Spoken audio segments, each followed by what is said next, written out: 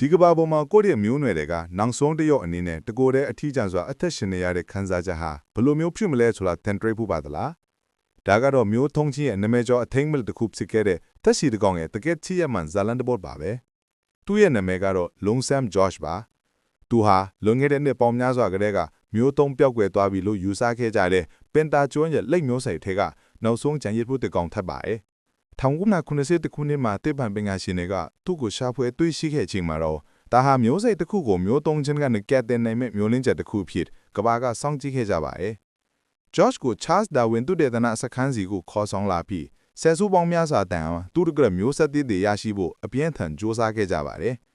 တိပံပညာရှင်တွေကသူ့အတွက်မျိုးတူတစ်ကောင်ကိုကဘာအနှံ့ရှာဖွေခဲ့တယ်လို့မျိုးဗီဇအရာအနည်းဆုံးတူနေတဲ့လိမျိုးစိတ်တွေနဲ့ပါတားဖောက်ဖို့စူးစမ်းခဲ့ကြပါတယ်ဒါပေမဲ့စူးစမ်းမှုအားလုံးဟာအရာမထင်ခဲ့ပါဘူးဂျော့ရှ်ဘယ်တော့မှမျိုးဆက်မကြံရစ်ခဲ့ပါဘူး